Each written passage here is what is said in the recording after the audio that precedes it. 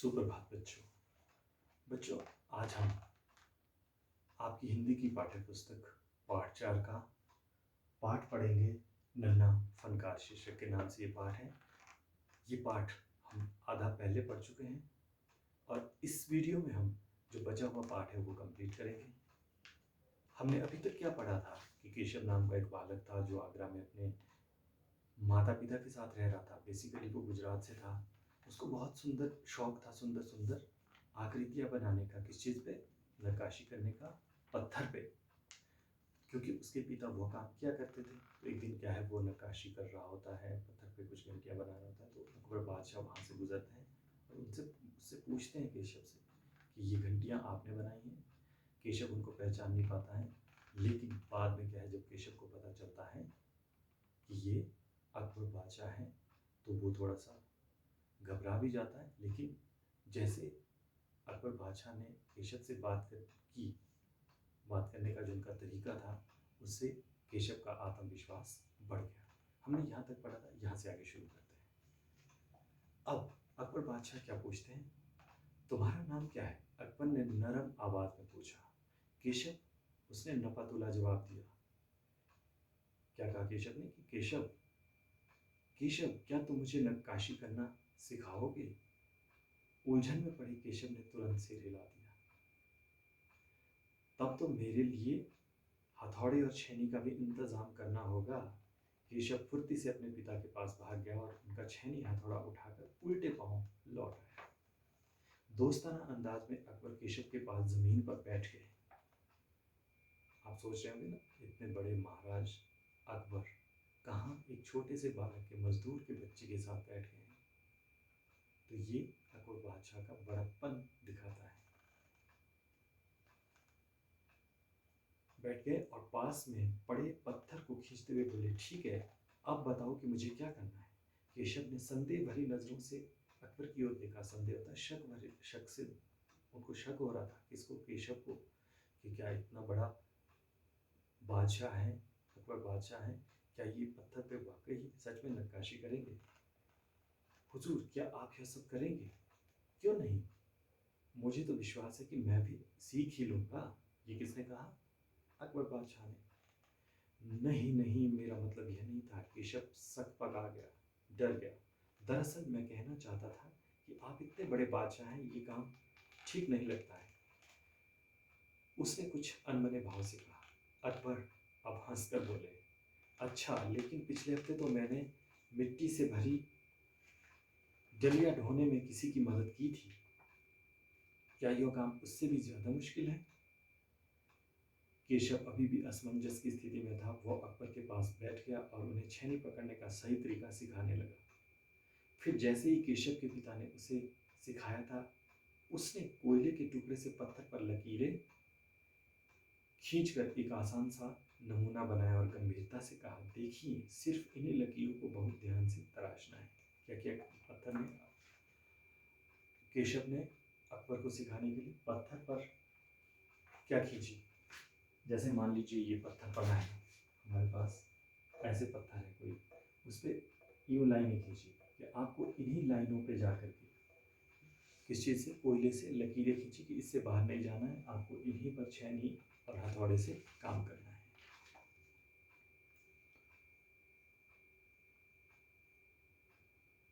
अरे अरे, नहीं नहीं, केशव ने तुरंत गलती पकड़ ली। हथौड़े को आहिस्ता मारना है। जैसे महाराज अकबर बादशाह जोर से हथौड़े को मार रहे थे तो हथौड़ा इधर उधर पत्थर पर हो रहा था। तो केशव ने तुरंत रोका कि हथौड़े को आहिस्ता मारना है। और हाँ, अपनी आंखें थोड़ी मीच कर रखे, वरना किरचें उड़कर आंखों में चली जाएगी। और केशव ने अकबर को एक सलाह भी दी कि आंखें भी बंद करना। इसकी जो कनियां हैं, पत्थर की किरचें हैं, वो कहाँ जाएगी? आपकी आंखों में जा सकती है। अकबर मुस्कुराए और प्यार से कहा, जी हजूर। किसको कहा? केशव को। जवाब में केशव भी मुस्कुरा उठा। अब केशव का धीरे धीरे आत्मविश्वास बढ़ रहा था। वो दोस्ताना व्यवहार अकबर बादशाह का केशव को अच्छा लग रहा था। वह लगभग भूल ही गया था कि उसकी बगल में बैठा हुआ व्यक्ति हिंदुस्तान का बादशाह है। एक अनाड़ी से वयस्क पर अपने काम की धाक जमाने में उसे मजा आ रहा था। मतलब वो वयस्क थे ना, कौन? अकबर बादशाह। केशव 10 साल का था, तो उसको लग रहा था कि मैं किसी बड़े आदमी को काम सिखा रहा हूँ, तो अपनी धाक भी जमा रहा था। वह बड़े ध्यान से देख रहा था कि अकबर किस तरह से लकीरों को उकेर रहे हैं। बादशाह ने जरा सी भी चूक हो जाने पर फौरन उसकी त्योरियां चढ़ जाती। काम करते करते अकबर पूछ बैठते, केशव सही नहीं है क्या? यह केशव, और केशव सिर हिलाकर अपनी असहमति जता देता। जब भी उनसे कोई काम कर रहे होते वो सही नहीं होता, तो केशव कहता कि ये बिल्कुल भी सही नहीं है। अकबर इत्मीनान से बैठकर केशव को काम करता हुआ देखने लगे। अपने काम में खोए हुए उन दोनों को इस बात का एहसास भी नहीं हुआ कि आसपास मौजूद दूसरे संगत राष्ट्र उन्हें बड़े कौतूहल से देख रहे हैं, बड़े गौर से उनको देख रहे हैं जो उनके साथ और काम कर रहे थे। अकबर ने गौर किया कि केशव पत्थर पर बने नमूने को ही नहीं तराश रहा था, बल्कि अपनी तरफ से भी उसमें कुछ जोड़ रहा था, जिससे वे डिजाइन बहुत ज्यादा सुंदर लग रहे थे। लड़के के काम करने के अंदाज को देखकर अकबर ने धीमे से कहा, केशव, देखना एक दिन तुम बहुत बड़े फनकार बनोगे। फनकार मैं पहले भी कह चुका आपको क्या होता है, कलाकार। हो सकता है कि एक दिन तुम मेरे कारखाने में काम करो। कारखाना? कैसा कारखाना? केशव ने पूछा। बस एक बार ये महल तैयार हो जाए और लोग आगरा से यहाँ आकर रहने लगे, तब मैं कारखाने बनवाऊंगा। इन कारखानों में मेरी सल्तनत के सबसे बढ़िया फनकार और शिल्पकार काम करेंगे। चित्र बनाने वाले कलाकार, गलीचों के बुनकर, संगत राश, पत्थर और लकड़ी पर नक्काशी करने वाले शिल्पकार सभी वहाँ पे काम करेंगे। केशव का चेहरा चमक उठा। खुश हो गया केशव। वो मुस्कुराते हुए बोला, मैं वहां जरूर काम करना चाहूंगा। अकबर उठ खड़े हुए जाते हुए बड़े प्यार से केशव का कंधा थपथपाया। थपथपाना होता है शाबाशी दी। अच्छा बेटा, अपना काम जारी रखो। हुजूर, क्या आप दोबारा आएंगे? केशव ने बड़ी उत्सुकता से आप महाराज अकबर से पूछा। मैं जरूर आऊंगा केशव, अकबर ने भी उत्तर दे दिया। फिर तो पूरे दिन संगत राशों के बीच, संगत राश जानते हैं ना आप, मैं पहले भी बता चुका हूँ संगत राश क्या है, जो उसके साथी हैं, जो पत्थर पर नक्काशी और कर रहे थे उसके साथ। वो बार बार बादशाह से हुई अपनी मुलाकात सबको सुनाते रहता।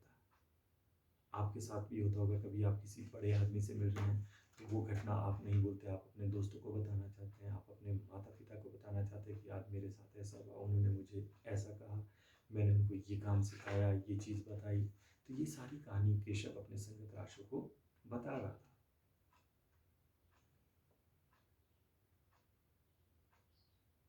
रात हो चली थी। केशव बहुत थका हुआ था, पर आंखों में नींद कहाँ।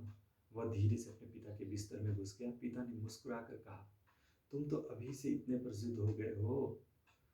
बादशाह सलामत ने कहा है कि एक दिन मैं बहुत बड़ा कलाकार बनूंगा। किसने कहा ये? केशव कह रहा है अपने पिता से। अपने सिर को पिता की बाहों के सहारे टिकाकर केशव धीरे से बोला, हमारे बादशाह बहुत ही नेक इंसान है। नेक क्या होते हैं? अच्छे भले इंसान। बिल्कुल सही, पिता ने भी कहा। कुछ सोचकर केशव ने पूछा, बाबा एक बात बताओ, बादशाह के पास आगरा में एक से एक बढ़कर खूबसूरत महल हैं, फिर वे सीकरी में यह शहर क्यों बनवा रहे हैं? पिता ने कुछ याद करते हुए बताना शुरू किया, हाँ बेटा, बादशाह का आगरा बहुत सुंदर शहर है, पर सीकरी में नया शहर बनवाने का भी खास कारण है। मैंने सुना है कि जब बादशाह अकबर की कोई संतान नहीं हुआ करती थी, इस वजह से वे हर वक्त परेशान रहते थे। वे बहुत से साधु संतों और फकीरों के पास गए। भटकते भटकते बादशाह ख्वाजा सलीम चिश्ती के पास सीकरी आए। आपको मैंने कल भी बोला था, पिछले वीडियो में हमने किया था कि फतेहपुर सीकरी क्यों प्रसिद्ध है। एक तो वहाँ पे बुलंद दरवाज़ा है, सबसे ऊंचा दरवाज़ा है, और दूसरा क्या है कि वहाँ पे सलीम चिश्ती की एक दरगाह है जो काफ़ी प्रसिद्ध है। उन्होंने ही बादशाह को बताया कि उनके एक नहीं तीन तीन संतानें होगी, शाहजादा, सलीम, मुराद और दनियाल। केशव ने चहकते हुए कहा, बिल्कुल सही। तब बादशाह ने ख्वाजा सलीम चिश्ती के सामने सम्मान में सीकरी में नगर बसाने का फैसला किया था। केशव ने कहा, अच्छा अब समझा, इसलिए बादशाह अकबर ने अपने बेटे का नाम भी क्या रखा है? सलीम। हाँ, और इसी कारण हम यहाँ एक नए शहर के लिए पत्थरों को तराश रहे हैं। केशव, उन्नीदी आवाज़ में बोला। उन्नीदी जानते हैं? अब केशव को बिल्कुल नींद आ गई थी, दिन भर थका हारा। पिताजी ने देखा कि उनका लाडला बेटा सो गया। तो इस प्रकार इस कहानी का अंत हुआ। बच्चों, आपको ये कहानी कैसी लगी? उम्मीद करता हूँ कि आपको ये कहानी बहुत अच्छी लगी होगी। केशव, क्योंकि केशव की उम्र कितनी है? जितनी अभी आपकी उम्र है। केशव आपकी उम्र का था, 10 साल का था, तो आपके भी ऐसे शौक हैं, आप में भी कोई टैलेंट हो सकता है। आप वो सब करने की कोशिश करें, अपने अंदर छुपी प्रतिभा को बाहर लाने की कोशिश करें। ये हमारी कहानी खत्म हुई। इसके जो प्रश्न उत्तर है वो अलग से मैं आपको पेज पर दूंगा, जो आपको फेयर नोटबुक में करना है।